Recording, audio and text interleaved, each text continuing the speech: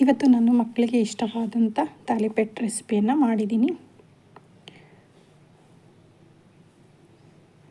ಇದಕ್ಕೆ ಟೊಮೆಟೊ ಪಲ್ಯ ಥರನೂ ಮಾಡಿದ್ದೀನಿ. ಅದನ್ನು ಇನ್ನೊಂದು ವಿಡಿಯೋದಲ್ಲಿ ಅಪ್ಲೋಡ್ ಮಾಡಿದ್ದೀನಿ, ಅದು ಕೂಡ ನೋಡಿ.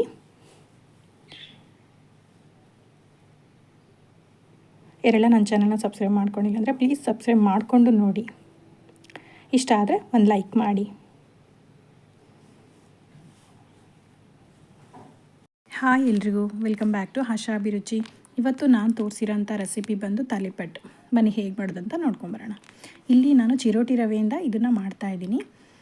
1 ಬೌಲು ಚಿರೋಟಿ ರವೆ ತೊಗೊಂಡಿದ್ದೀನಿ, 2 ಬೌಲು ಅಕ್ಕಿ ಹಿಟ್ಟನ್ನು ತೊಗೊಂಡಿದ್ದೀನಿ, ಮತ್ತು ಮೆಂತ್ಯ ಸೊಪ್ಪನ್ನು ಚಿಕ್ಕದಾಗಿ ಕಟ್ ಮಾಡಿ ಹಾಕ್ಕೊಂಡಿದ್ದೀನಿ, ಮತ್ತು ಸಬ್ಬಸಿಗೆ ಸೊಪ್ಪು ಕೂಡ ಚಿಕ್ಕದಾಗಿ ಕಟ್ ಮಾಡಿ ಹಾಕ್ಕೊಂಡಿದ್ದೀನಿ. 1 ಬೌಲು ಈರುಳ್ಳಿನ ಚಿಕ್ಕದಾಗಿ ಕಟ್ ಮಾಡಿ ತೊಗೊಂಡಿದ್ದೀನಿ. ಒಂದು ಸ್ಪೂನು ಜೀರಿಗೆ ತೊಗೊಂಡಿದ್ದೀನಿ.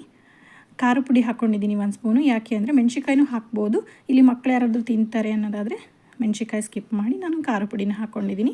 ಮತ್ತು ರುಚಿಗೆ ತಕ್ಕಷ್ಟು ಉಪ್ಪು, ಮತ್ತು ಅದು ಸಾಲ್ಟೇಜ್ ಆಗುತ್ತೆ ಅನ್ನಿಸ್ತು, ಅದಕ್ಕೆ ಇನ್ನೊಂದು ಬೌಲು ಮತ್ತು ನಾನು ಚಿರೋಟಿ ರವೆನೇ ತೊಗೊಂಡಿದ್ದೀನಿ. ಸೊ ಹಾಕಿ ರೆಡಿ ಮಾಡೋಣ. ಇಲ್ಲಿ ನಾನು ಕರಿಬೇವನ್ನ ತೋರಿಸಿದ್ದೀನಿ. ಯಾಕಪ್ಪ ಈ ಥರ ತೋರಿಸಿದ್ದೀನಿ ಅಂದರೆ, ಈ ಒಂದು ಬಾಕ್ಸಲ್ಲಿ ನಾನು ಸ್ಟೋರ್ ಮಾಡಿ ಇಟ್ಕೊಂಡಿದ್ದೆ. ಆ್ಯಕ್ಚುಲಿ 15 ಡೇಸ್ ಆಯಿತು. ಎಷ್ಟು ಚೆನ್ನಾಗಿತ್ತು ಅಂದರೆ ತುಂಬ ಚೆನ್ನಾಗಿತ್ತು. ಇನ್ನು ಇವಾಗಿನ ಹರ್ಕೊಂಬಂದಿರೋದೇನಪ್ಪ ಅನ್ನೋ ಥರ ಇತ್ತು. ಹಾಗಾಗಿ ಈ ಥರ ಸ್ಟೋರೇಜ್ ಮಾಡ್ಬೋದು ಅಂತ ನಾನು ನಿಮಗೆ ತೋರಿಸೋದಕ್ಕೋಸ್ಕರ ಈ ಥರ ತೋರಿಸಿದ್ದೀನಿ. ನೋಡಿ ಎಷ್ಟು ಚೆನ್ನಾಗಿತ್ತು. ಅದು ಇನ್ನೂ ಹಸಿ ಇದೆ ಅಂತ ಅನ್ನಿಸ್ತಾ ಇತ್ತು. ಈ ಥರ ಸ್ಟೋರ್ ಮಾಡಿ ಒಂದು ಬಾಕ್ಸಲ್ಲಿ ಕೆಳಗಡೆ ಪೇಪರ್ ಹಾಕಿಬಿಟ್ಟು ಈ ಥರ ಮುಚ್ಚಿ ನಾನು ಸ್ಟೋರ್ ಮಾಡಿದ್ದೆ ಫ್ರಿಜ್ ಒಳಗೆ. ಓಕೆ, ಇದನ್ನು ಕೂಡ ಚಿಕ್ಕದಾಗಿ ಕಟ್ ಮಾಡ್ಕೊಂಡಾದರೂ ಹಾಕೋಬೋದು, ಹಾಗೇದಾದರೂ ಹಾಕೋಬೋದು. ಸೊ ನಾನಿಲ್ಲಿ ಹಾಗೆ ಹಾಕ್ಕೊಂಡಿದ್ದೀನಿ. ಒಂದು 2 ಟೀ ಸ್ಪೂನು ಆಯಿಲನ್ನು ಹಾಕ್ಕೊಂಡಿದ್ದೀನಿ.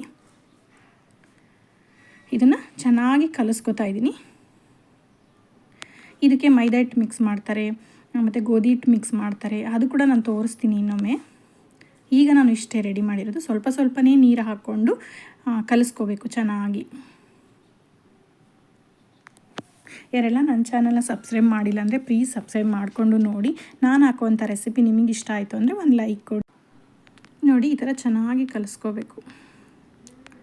ಇದನ್ನು ಒಂದು 20 ಮಿನಿಟ್ಸ್ ನೆನೆ ಹಾಕೋದಕ್ಕೆ ಬಿಡಬೇಕು. ಇದು ಚಿರೋಟಿ ರವೆ ತೊಗೊಂಡಿರೋದ್ರಿಂದ ಸ್ವಲ್ಪ ಗಟ್ಟಿ ಕಲಿಸ್ಬಾರ್ದು, ಸ್ವಲ್ಪ ಮೆತ್ತಗೆ ಕಲಿಸ್ಕೊಳ್ಳಿ. ಅದು ನೆಂದಾದಮೇಲೆ ಅದೊಟ್ಟಿಗೆ ಅದೇ ಗಟ್ಟಿ ಆಗಿಬಿಡುತ್ತೆ, ನೆಂದಿರುತ್ತಲ್ವ ಅದಕ್ಕೆ.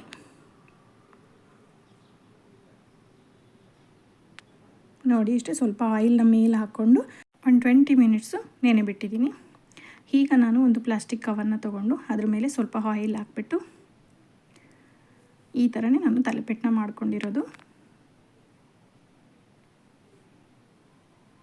ತುಂಬ ಚೆನ್ನಾಗಿ ಬಂದಿತ್ತು. ಮಕ್ಕಳಿಗೆ ಅಂತೂ ತುಂಬ ಇಷ್ಟ ಆಗುತ್ತೆ ನೋಡಿ. ಒಳ್ಳೆ ಫುಡ್ ಅಂತಲೇ ಹೇಳ್ಬೋದು. ಸೊಪ್ಪೆಲ್ಲ ಹಾಕಿರೋದ್ರಿಂದ ಮಕ್ಕಳು ಸೊಪ್ಪು ಸಾರಾಗಲಿ, ಸೊಪ್ಪಿಂದು ಏನು ಐಟಮ್ಸ್ ತಿನ್ನೋದಿಲ್ಲ. ಈ ರೀತಿ ಮಾಡಿಕೊಡಿ, ತುಂಬ ಚೆನ್ನಾಗಿ ಇಷ್ಟಪಟ್ಟು ತಿನ್ನುವಂಥ ರೆಸಿಪಿ ಆಗಿರುತ್ತೆ ಇದು. ಲಂಚ್ ಬಾಕ್ಸ್ನ ಖಾಲಿ ಮಾಡ್ಕೊಂಬರ್ಬೇಕಂದ್ರೆ ಈ ರೀತಿ ನೀವು ಮಾಡಿಕೊಟ್ರೆ ಖಾಲಿ ಮಾಡ್ಕೊಂಬರೋದು. ನೋಡಿ ಇದೇ ಥರನೇ ರೆಡಿ ಮಾಡಿದ್ದೀನಿ.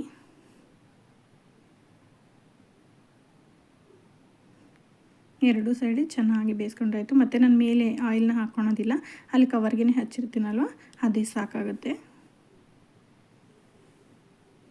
ಇದಕ್ಕೆ ನೀವು ಚಟ್ನಿನಾದ್ರೂ ಮಾಡ್ಕೋಬೋದು. ನಾನು ಇಲ್ಲಿ ಬಂದು ಟೊಮೊಟೊ ತುಂಬ ಉಳಿದಿತ್ತು, ಸೊ ಟೊಮೊಟೊದೊಂದು ರೆಸಿಪಿನ ಅದನ್ನು ರೆಡಿ ಮಾಡಿದ್ದೆ. ಅದನ್ನು ಕೂಡ ಅಪ್ಲೋಡ್ ಮಾಡ್ತೀನಿ, ಅದು ಕೂಡ ನೋಡಿ. ಇಷ್ಟೇ ಇವತ್ತಿನ ರೆಸಿಪಿ. ಮತ್ತು ನೆಕ್ಸ್ಟ್ ವಿಡಿಯೋದಲ್ಲಿ ಸಿಗ್ತೀನಿ. Thank you so much.